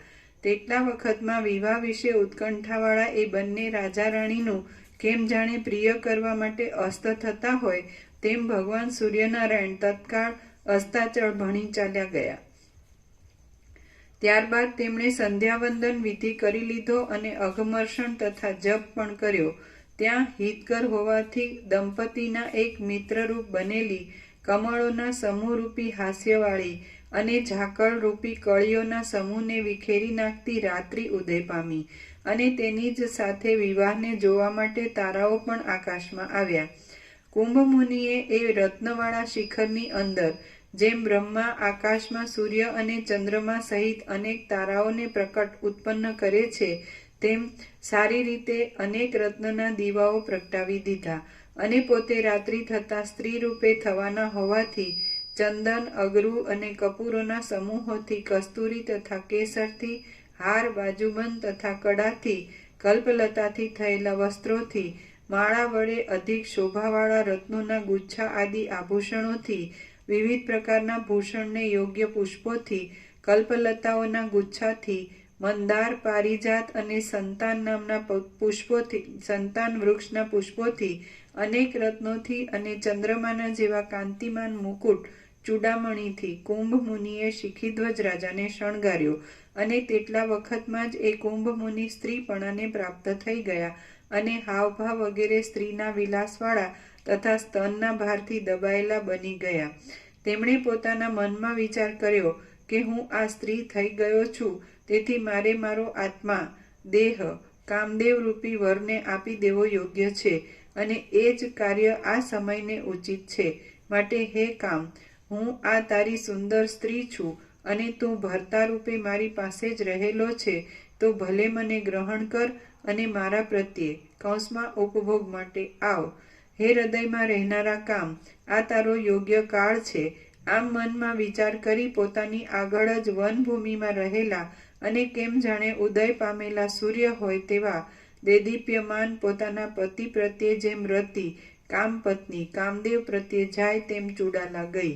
હે મને માન આપનાર, હું મદનિકા નામની તમારી ભાર્યા થવાની છું, અને સ્નેહ સહિત આપના ચરણમાં હું પ્રણામ કરું છું. એમ કહી સુંદર અંગવાળી, લજ્જા વડે નમી ગયેલી અને સ્વભાવે પણ નમ્ર એ રાણી ચપળ કેશવાળા પોતાના મસ્તક વડે એ સુશોભિત પતિને નમી, તથા તેણે કહ્યું કે મને આપ ભૂષણો વડે શણગારો અને શાસ્ત્રના ક્રમ પ્રમાણે અગ્નિને પ્રકટ કરી મારું પાણી ગ્રહણ કરો. હે રાજા, આપ બહુ શોભાયમાન લાગો છો અને મને કામદેવ વડે વ્યાકુળ કરી મૂકો છો. રતિના વિવાહમાં પ્રસિદ્ધ એવા કામદેવનો પણ તમે તમારી શોભા વડે તિરસ્કાર કરી રહ્યા છો. હે રાજા, તમારા આ પુષ્પો કેમ જાણે ચંદ્રમાના મૂર્તિમાન કિરણોના સમૂહ જ હોય તેવી શોભાવાળા છે, અને તમારા વક્ષસ્થળમાં રહેલો હાર મેરુ પર્વતમાં રહેલા ગંગા પ્રવાહના જેવી કાંતિને ધારણ કરે છે. હે રાજા, જેમ કેસરાઓ વડે લપેટાઈ રહેલા ચંચળ ભમરાઓથી સુવર્ણ કમળ શોભે, તેમ મંદારના પુષ્પોથી ગૂંથાયેલા કેશો વડે તમે શોભો છો. હે મહાસમર્થ, રત્નોના કિરણોના સમૂહથી, પુષ્પોથી, લક્ષ્મીથી, સ્થિરતાથી અને તેજથી તમે રત્નના સ્થાનરૂપ મેરુ પર્વતનો પણ તિરસ્કાર કરી રહ્યા છો. ઇત્યાદિ વાતો કરતા તેઓ બંને પરસ્પર પ્રસન્ન હતા કે જેઓનો પ્રથમનો પતિ પત્ની ભાવ ગૂઢપણે ઢંકાઈ રહ્યો હતો, અને હવે પછી પાછા જેઓ નવીન દંપતી રૂપે થવાના છે. સુવર્ણમય શિલારૂપી પલંગમાં બેઠેલા મહારાજા શિખીધ્વજે મહારાણી મદનિકાને પોતાની મેળે જ કુંડળ આદિ કાનના તેમજ મસ્તકના ઘરેણાથી, માળાઓથી, મણિમય અને રત્નમય બીજા અલંકારોથી, વસ્ત્રોથી, ચંદનાદિક લેપોથી અને તે યોગ્ય સ્થાનોમાં રાખેલા પુષ્પોથી શણગારી દીધી. શણગારેલી હોવાથી કામ, મદને ઉત્પન્ન કરનારી એ સુંદર કામાતુર મદનિકા શિવજી સાથે વિવાહ કરવા તૈયાર થયેલા પાર્વતીજીની પેઠે અને કામ સાથે વિવાહ કરવા તૈયાર થયેલી કામાતુર કામપત્ની રતિની પેઠે શોભતી હતી. મહારાજા શિખીધ્વજે મહારાણી મદનિકાને શણગારી લઈ એમ કહ્યું કે હે મૃગ બાળકના જેવા વિશાળ નેત્રવાળી, તું નવી ઉત્પન્ન થયેલી કેમ જાણે બીજી લક્ષ્મી હોય તેવી શોભે છે.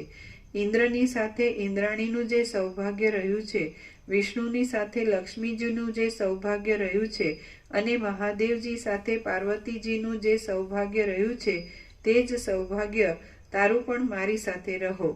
સ્તનરૂપી કમળની કળીઓવાળી, અનુરાગરૂપી અંકુર જેના હૃદયમાં ફૂટી નીકળ્યો છે તેવી, ચંચળ નેત્રરૂપી શ્યામ કમળને ધારણ કરનારી અને પુષ્પાદિકના સુગંધને લીધે ભમરાઓનો ઉત્તમ શબ્દ જેમાં થઈ રહ્યો છે એવી, તું કેમ જાણે કમલીની જ હોય તેવી દેખાય છે. સુંદર હાથરૂપી રાતા પાંદડાથી શોભતી, સ્તનરૂપી ગુચ્છાઓને ધારણ કરનારી અને અનેક ફળવાળી તું કામદેવરૂપી કલ્પવૃક્ષની લતા છે એમ હું માનું છું. તું હિમ જેવા ઠંડા અને નિર્મળ અવયવોવાળી હોવાથી તથા ચાંદનીના પ્રકાશ જેવું સુંદર તારું હાસ્ય હોવાથી તું કેમ જાણે ઉદય પામેલી પૂર્ણ પૂનમના ચંદ્રમાની બીજી લક્ષ્મી જ હોય તેમ દર્શન માત્રથી જ સંપૂર્ણ રીતે આનંદ ઉપજાવે છે. માટે હે ઉત્તમ નિતંબવાળી, અહીંથી તું ચાલ અને પોતાની મેળે જ વિવાહ સંબંધી વેદીને શોભાવ. વસિષ્ઠ બોલ્યા, દરેક થાંભલે ફળોના અને ગુચ્છાઓના જેવા આકારવાળી રત્નોની શિલાઓ વડે ચિહ્નવાળા પુષ્પલતાઓના સમૂહોથી તથા ગુચ્છાઓના જેવો દેખાવ આપનારા મોતીઓવાળા પુષ્પોની કળીઓના સમૂહોથી, ચારે દિશામાં રાખેલા 4 મોટા શ્રીફળોથી અને ગંગાજળ વડે ભરી રાખેલા ઘડાઓથી બહુ શોભાવાળી એ વિવાહ વેદીમાં તેઓ ગયા અને એ વેદીના મધ્યભાગમાં ચંદનના લાકડા વડે તેમણે અગ્નિ પ્રગટાવ્યો. અગ્નિની જ્વાળાને તેજ કરી દક્ષિણ દિશા તરફ જ્વાળા જવાથી દક્ષિણ તરફ નમી રહેલા એ અગ્નિની વિધિપૂર્વક સ્થાપના કરી. પછી તેની પ્રદક્ષિણા કરી. એ અગ્નિની પાસે જ પૂર્વ દિશા તરફ મુખ રાખી પરસ્પર પ્રેમવાળા એ બંને દંપતી પોતાની મેળે જ પાંદડાના આસન પર બેઠા.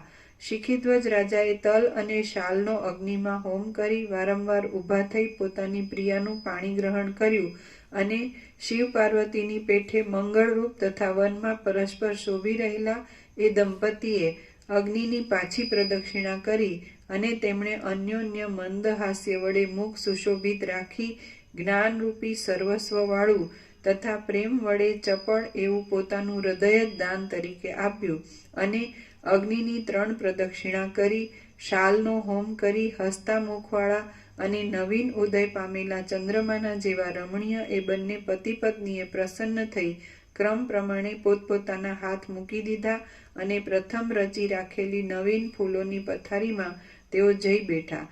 તેટલામાં કેમ જાણે આકાશની અંદરથી તે બંનેની શોભાને જાણે જોવા ન ઈચ્છતો હોય તેમ ચંદ્રમાએ રાત્રિનો ચોથો ભાગ કૌંસમાં 1 પહોર ગાળી નાખ્યો.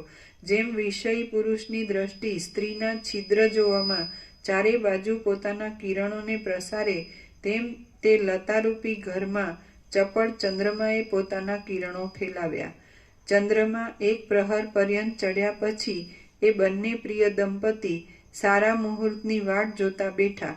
પછી ત્યાંથી ઉઠી અને પ્રથમ જ પોતે રચી રાખેલી ગુપ્ત રત્નમય દીવાઓના પ્રકાશવાળી સુવર્ણમય ગુફામાં તેઓ બેઠા અને ત્યાં એ પ્રિય પતિ પત્નીએ પુષ્પોથી પ્રથમ જ રચી રાખેલી ક્ષીરસાગરની જળધારાની જેવી ધવલ અને કેમ જાણે ચંદ્રમાની ચાંદની જ પિંડરૂપ બની ગઈ હોય તેવી સૌંદર્યવાળી નવીન શૈયાદીઠી કે જે ગોઠવી રાખેલા સુવર્ણમય કમળોના ઢગલાઓથી અને નહીં કરમાનારા બીજા મંદાર વૃક્ષ આદિના પુષ્પોથી તથા સુંદર શૈયાની જેટલી ઊંચાઈએ રાખેલી હતી અને લાંબી શૈયાને આકારે ગોઠવ્યાથી લાંબા થતા ચંદ્રબિંબના જેવા દેખાવ આપનારા તથા ઝાકળવાળા દેશમાં રહેવાથી શીતળ થયેલા સમાન એવા પુષ્પો તેની ચારે બાજુ પાથરવામાં આવ્યા હતા. ભીંતોમાં પ્રતિબિંબ પડવાથી કેમ જાણે મૂર્તિમાન કામદેવનું જ પ્રતિબિંબ હોય તેવા દેખાતા સુગંધવાળા ઉદાર મનના મનોહર અને રાજ્ય ત્યાગથી માંડી ઘણા કાળ સુધી ભ્રાંતિ વડે જુદા જણાતા એ બંને દંપતી જેમ ક્ષીરસાગરમાં મંદરાચળ બેસે પડે તેમ સરખી રીતે રચનાવાળી પરિપૂર્ણતાવાળી નિર્મળ પુષ્પોના ઢગલાઓથી ઢંકાઈ ગયેલી એ શૈયામાં બેઠા. વિનય વડે મનોહર તે લોકોત્તર વાણીના વિલાસોથી તથા તે સમયમાં ઉચિત અને આલિંગન આદિ કાર્યમાં સુંદર દેખાતા ગંધ, પુષ્પ, તાંબુલ આદિ વિવેકવાળા ઉપચારોથી અને નવા નવા લાગતા સંભોગના સુખને લીધે સુંદર અને મનોહર એ બંને દંપતીની તે રાત્રિ ઘણી લાંબી છતાં એક મુહૂર્તની પેઠે સત્વર જતી રહી. શ્રી યોગ વાસિષ્ઠ મહારામાયણમાં નિર્વાણ પ્રકરણના પૂર્વાર્ધનો ચુડાલા લીલા વિવાહ નામનો સર્ગ 106મો સમાપ્ત. ઓમ ઓમ ઓમ. હવે 3 પરીક્ષા છે. એટલે શિખીધ્વજ તત્વબોધથી અને નિર્વિકલ્પ સમાધિથી જે પરબ્રહ્મ રહ્યો છે કે નહીં, કે એ દેહરૂપ રહ્યો છે, જીવરૂપ રહ્યો છે કે મનરૂપ રહ્યો છે, એ આ પહેલી પરીક્ષા. તો શિખીધ્વજ પરબ્રહ્મરૂપ જ રહ્યો હતો, એને આમાં કાંઈ થયું નથી, એ ચુડાલાએ પરીક્ષા કરી છે. એને પોતાની ઈચ્છા છે એ વાત નથી આમાં, પણ આ પરીક્ષા છે. પછી હજી 2 પરીક્ષા છે એમ એ આવશે. એટલે ઇન્દ્ર બધું વિમાન ને અપ્સરાઓને બધું વાજિંત્રણ બધું લઈને આવશે કે તમે સ્વર્ગના ભોગોમાં ચાલો, તો ત્યાં પણ એ ના કહી દેશે. આમાં પણ એ નથી એવો ચુડાલાનો અનુભવ થશે કે એ પરબ્રહ્મ તો પરબ્રહ્મમાં જ છે. એમાં શીખીધ્વજ નથી ને શીખીધ્વજમાંય નથી.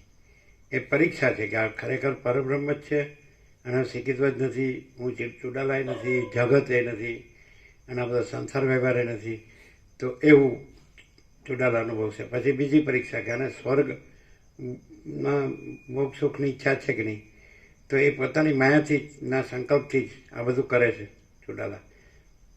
અને સ્વર્ગના બધા દેવો ઇન્દ્ર અને બધા અપ્સરાઓ બધું કે તમે સ્વર્ગના ભોગો માટે ચાલો. એટલે કે મારું સ્વર્ગ પરમાત્મા એ અનંત વ્યાપક છે, એ કોઈ માપમાં જ નથી.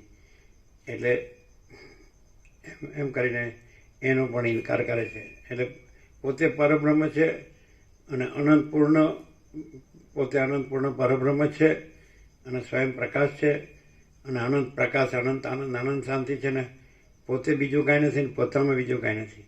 સમજાય? એટલે જે કાંઈ નથી એવો ભાસ કે કાંઈ નથી એવી કલ્પના કે ભ્રમ કે મોહ એ સામો આવે તો એ કાંઈ નથી. તો એવી રીતે એ પરબ્રહ્મ રૂપે જે કાંઈ નથી એવો ભાસ છે, જે અપિયરન્સ દેખાવ માત્ર છે, તો એને એમ જેવી રીતે તમે લોકો મોબાઈલમાં ડિલીટ કરો જ ને, તેવી રીતે એની સામે આવેલો ભાસ ડિલીટ જ થઈ જાય બધું. આ ચુડાલા કાંઈ પણ ટેસ્ટ કરે તો બધું એ કાંઈ નથી. અને પોતે હું કેવળ પરબ્રહ્મ અખંડ સચ્ચિદાનંદ છું, હું અમાપ સચ્ચિદાનંદ ઘન પરમાકાશ છું, હું પોતે અનંતપૂર્ણ પરબ્રહ્મ છું, સ્વપ્રકાશ, હું કેવળ અખંડ જ્યોતિ સ્વરૂપ પરમાત્મા છું. એ રીતે જ એટલે દાખલા તરીકે દ્રશ્યમાં આજે કાંઈ નથી એવું સ્વપ્ન જેવું, ઝાંઝવાના જળ જેવું આ દ્રશ્ય છે અને દ્રશ્યના જીવો છે અને એમનો બધો વ્યવહાર છે, જે કાંઈ એમના સંવેદનો છે, પ્રતીતિઓ છે, એમની ચેષ્ટાઓ કે વૃત્તિઓ કે બધું, તો એ જે અનંત શુદ્ધ ચિદાકાશ છે એમાં કાંઈ નથી. આખું દ્રશ્ય પ્રપંચ કાંઈ નથી. એટલે અહીંયા વસીટ એવું બતાડે છે કે કદાચ જે એવી મૂર્તિ હોય અને એ સામાન્ય મનુષ્ય રૂપે આ કાંઈ નથી એવા દ્રશ્યમાં દેખાતી હોય, તો પણ એ મૂર્તિ એ દ્રશ્ય રૂપ નથી હોતા, એ પુરુષ વ્યક્તિ રૂપ નથી હોતા, આ જગતે નથી હોતું, આ દ્રશ્ય પ્રપંચ નથી હોતો, અને એ પોતે એ જ હોય છે, પરમ ચિદાકાશ, પરમ જ્યોતિ, અખંડ જ્યોતિ જ હોય છે. તો એ કેવા હોય છે, કેવી રીતે હોય છે, એ આ બતાડે છે કે એમાં બીજું કાંઈ હોતું જ નથી. આકાશ જેમ આકાશ જ છે, એમાં બીજું કાંઈ નથી. તો બીજું કાંઈ દેખાતું હોય તો એમાં કાંઈ નથી. એવી રીતે આકાશ પોતાને પ્રકાશે છે. તો એ પુરુષ હોય ત્યાં એ પરમ ચિદાકાશ, પરમ જ્યોતિ, અખંડ જ્યોતિ પોતામાં એવી રીતે પ્રકાશે છે કે પોતે બીજું કાંઈ નથી, પોતામાં બીજું કાંઈ નથી. અને કાંઈ નથી એવો બીજો ભાસ હોય તો એમાં એ પોતે નથી. એટલે ભાસ જ કાંઈ નથી અને પોતે એ પરમ ચિદાકાશ, પરમ જ્યોતિ, અખંડ જ્યોતિ જ છે. એવું અહીંયા વસીટ છે, પ્રકાશ કરે છે. વસીટ પોતે જ પરમ ચિદાકાશ, પરમ જ્યોતિ, અખંડ જ્યોતિ છે. એ આખું અનંત અને પૂર્ણ સૌથી મોટું હોય એ પોતામાં પોતે જ છે, એનું પરમ કેવળપણું છે. અને અનંત પ્રકાશ, અનંત આનંદ, અનંત શાંતિ જ છે, અજરામર ને અખંડ અવિનાશી, અને એમાં બીજું કાંઈ છે જ નહીં. તો સામાન્ય માણસ જેવો ભાસ ત્યાં દેખાતો હોય તો પણ એ જ હોય અને બીજું કાંઈ ન હોય. એવી રીતના એના શું કહેવાય, બધા જ પ્રતિભાવો કહેવાય કે જે કહેવાય ખબર નહીં તમારી ભાષામાં, એ કાંઈ પણ કોઈ પણ કાંઈ નથી એવો ભાસ એની સામે આવી જાય તો એ કાંઈ નથી એવો જ થઈ જાય અને પોતે જ બધું છે એવો પ્રકાશ છે. પોતે અનંત પ્રકાશ, અનંત આનંદ, આનંદ શાંતિ છે અને એનો પોતાનો કાંઈ નથી એવો ભાસ કાંઈ નથી. અને બીજો ઈશ્વરથી તે મીઠીની રજ સુધીનો કાંઈ નથી એવો ભાસ કાંઈ નથી. એટલે જેમ કે સૂર્યમાં રાત્રિનો અંધકાર કાંઈ છે જ નહીં, ત્રૈલોક્ય કાંઈ છે જ નહીં, તેવી રીતે આ પણ પરમ ચિદાકાશ, પરમ જ્યોતિ, અખંડ જ્યોતિમાં પણ આ બધું એમ. એટલે કાંઈ નથી એવો ભાસ આવી જાય ધારો કે, તો એ ત્યાં ન હોય અને ભાસ પોતે કાંઈ ન હોય. જેમ કે સૂર્ય છે તો આપણે રાત્રિનો ભાસ છે, તો એ સૂર્ય છે ત્યાં રાત્રિનો ભાસ કાંઈ ન હોય, સૂર્ય જ હોય.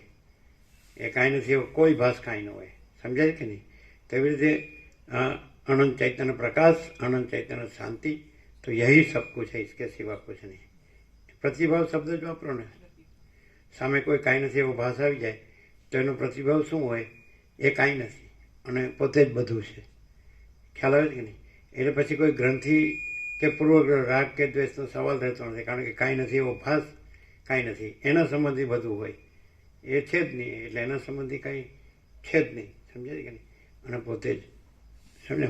મહાચિદાકાશ જ્યોતિ અનંત અખંડ અભેદ, મહાચિદાકાશ જ્યોતિ મહાતત્વ મહાસામાન્ય, મહાચિદાકાશ જ્યોતિ, મહાચિદાકાશ કૈવલ્ય અણીશો ધાર પાર, અને કૈવલ્ય સદા એકરૂપ ઓલ ઇઝ વન, અને મહાચિદાકાશ સ્વસંવેદ્ય સહજ નિર્વિકલ્પ, અને મહાચિદાકાશ સબ કુછ है मैं कुछ नहीं है, અને મહાચિદાકાશ પરમ કૈવલ્ય પરમ શાંતિ, અને મહાચિદાકાશ અમે પોતે જ મહાચિદાકાશ સ્વયં પ્રકાશ સંપૂર્ણ પ્રકાશ પૂર્ણ વિરામ જો है सो है, यही सब कुछ है, इसके सिवा कुछ नहीं है.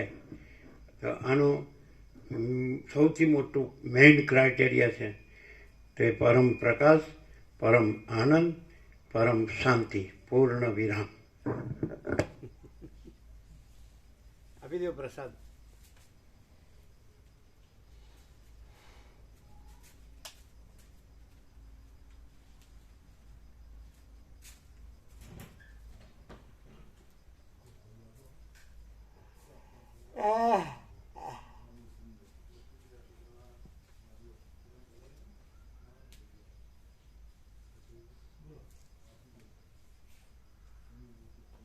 ત્રીજી પરીક્ષા એ ખબર છે ને? એ ચાર પુરુષ બીજી પરીક્ષા સ્વર્ગની છે ને ત્રીજી કાપ પેલો પરપુરુષની છે. એ મદનિકા છે, એ પરપુરુષ સાથે વ્યવહાર કરે તો આને એનો કઈ ક્રોધ થતો નથી. એ ત્રીજી પરીક્ષા છે.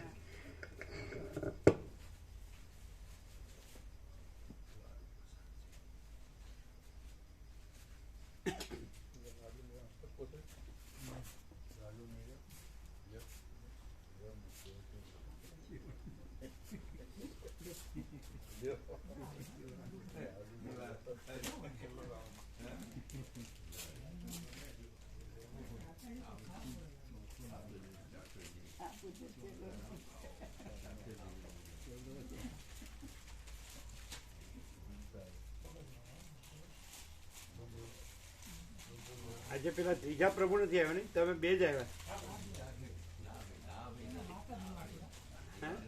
માતાજી બીમાર હે, હા હા. ફૂલ પેસ્ટ પ્રભુ લગ્ન નહીં કરેલા, હા લગ્ન નહીં કરેલા. શું કહે છે? એમને લગ્ન નથી કરેલા એમ એ પ્રભુએ. હા, તો એમને તો બરોબર મજા આવી ગઈ હશે. એ શું કહે છે? કેવું લાગે છે? રામકૃષ્ણ પરમહંસને પેલા બહુ માનતા, હે? પેલા એ રામકૃષ્ણ પરમહંસને બહુ માનતા. હા. બહુ વિચરેલા, બધી જગ્યાએ જેલા, સત્સંગમાં બધી જગ્યાએ જેલા. શું? અહીંયા પછી સત્સંગમાં બધી જગ્યાએ બહુ ગયેલા, પણ અહીંયા આવ્યા પછી એકદમ મજા આવી, શાંતિ. એકદમ પૂર્ણ, અહીંયા આવી ગયા પછી એકદમ મજા આવી ગઈ. બધી જગ્યાએ જેલા હે, પણ અહીંયા આયા ને એમ તમને આ સાચું હોય. આ જ સાચું. તમને રામકૃષ્ણ કથામૃત વાંચ્યું છે? રામકૃષ્ણ કથામૃતની ખબર છે એમને? એમને રામકૃષ્ણ હા, એ વાંચે એ તો આપણે વાંચ્યો છે ને? બોલો કેવા કેવા આત્માઓ આવે છે? તો પછી કોની હારે રહે છે? એમના મમ્મી છે, બીમાર રહે છે એમના મમ્મી, બે જ જણ છે? સેવા કરે છે એમની. બીજું કોઈ નથી? પપ્પા છે ને, મમ્મી પપ્પા બે છે. પછી એમના ભાઈ બહેન કે બીજું કોઈ નહીં? ભાઈ છે પણ કે જુદા અલગ છે. ભાઈ છે પણ જુદા. તો એ કઈ કામ કરે છે? આ પડદાનું કામ કરે. પછી બારી બારણામાં પડદા આવે ને, પડદાનું કામ બનાવે. આ પછી પડદા બનાવે ને, એટલે ભણેલા છે? હાલ તો ભણેલા છે. શાંત છે, એકદમ શાંત શાંત છે, બોલતા નથી. પણ એમને અહીંયા આનંદ ફૂલ આવતો હશે. હા પ્રભુ. શું કે પોતે શું કે? એ કે અહીંયાથી પ્રકાશ ફૂલ આમ આનંદ આવે, અનુભવાય, સાચો અનુભવાય. પ્રકાશનો અનુભૂતિ અહીંયા થાય. આ જો છુપા રુસ્તમ કહેવાય. કોઈ ઓળખે નહીં. અને બહુ પેલો કલ્પેશ બહુ બોલ્યા કરતો, પણ કાંઈ દમ ન હોય. બધું વાંચ્યા કરતો અને બોલ્યા કરતો. ઘડીકમાં નીચે અને ઘડીકમાં પહેલા ને પહેલા. હા લઈ લો. આ તો હા.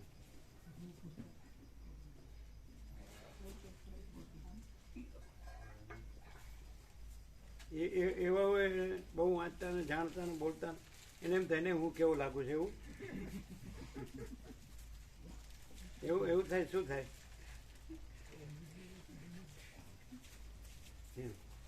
હા, તો મેં એમનું કેવું ઉડાડ્યું અને મારું કેવું ઊભું રાખ્યું એવું. અહીંયા હવે 0-0 થઈ જાય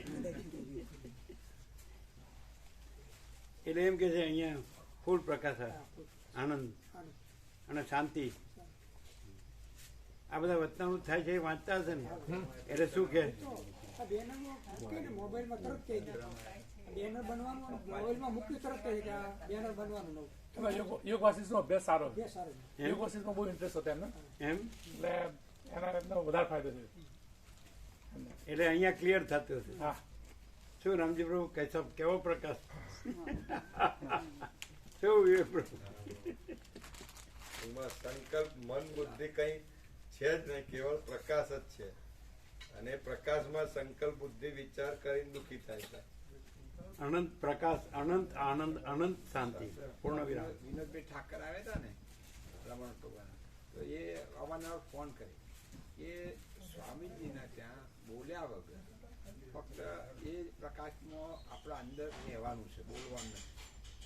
એટલે કે અહીંયા મને જે 7 દિવસ રહ્યો એમાં એક જ વસ્તુ લાગી, બસ બીજા સંકલ્પ વિકલ્પો કે બહારની દુનિયાથી બિલકુલ અલિપ્ત થઈ જવાય છે. એટલે કે મને આનંદ આવ્યો એટલે હું 7 દિવસની પછી તો અધ્યયન એમનું ચાલુ છે, પણ બહુ ખૂબ અભ્યાસો ફોન કરે અઠવાડિયે વખત. અને જય પ્રભુ. બોલવાનું નથી ને બોલવાનું નથી.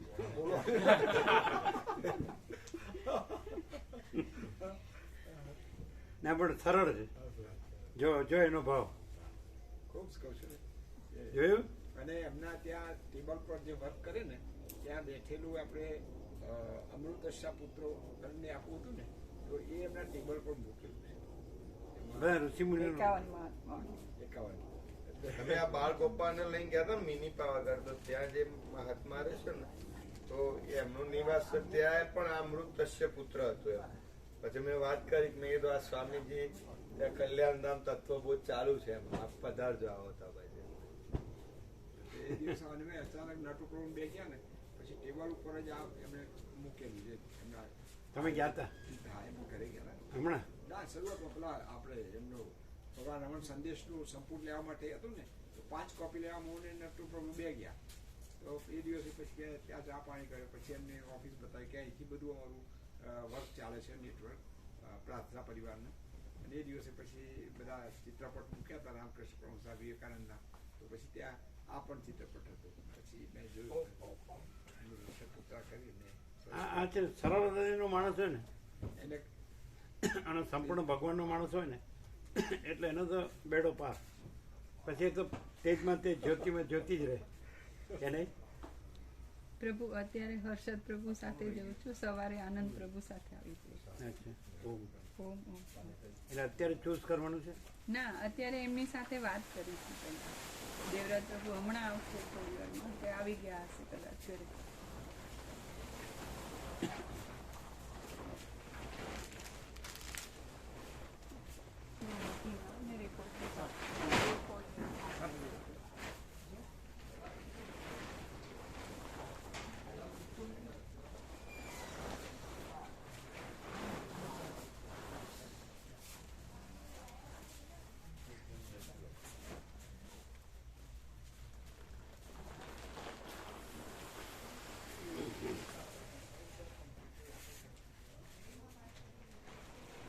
હા.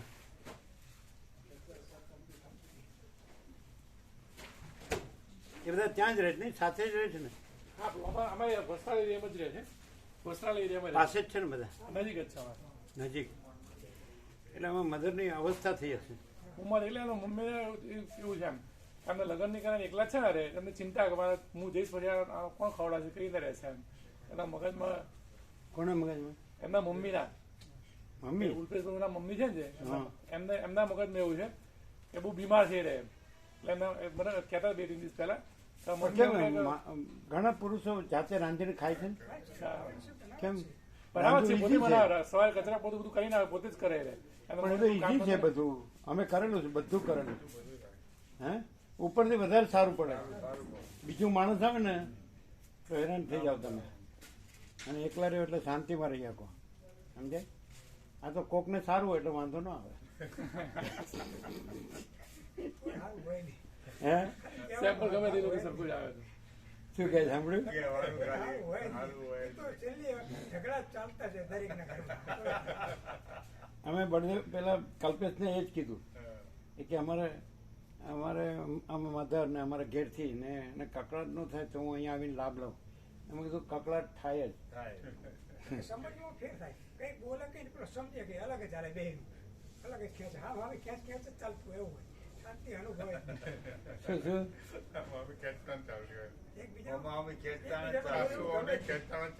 એકબીજાનું બોલવું ના ગમે એવું થાય અમુક ટાઈમે એવું થાય. કાયમ માટે ચાલતું જાય એ પ્રમાણે. હા, એ તો આપણે કહીશું.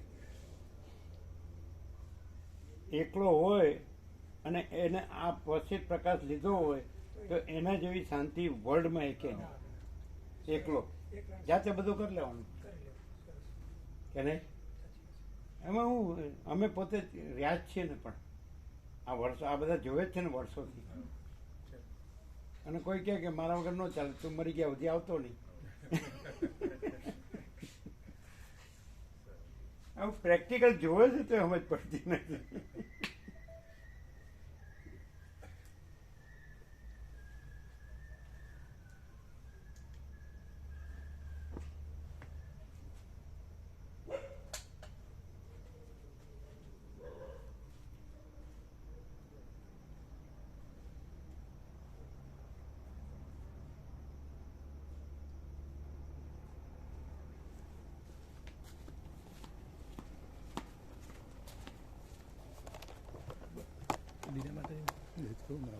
લઈ જવાનું થોડા આગળ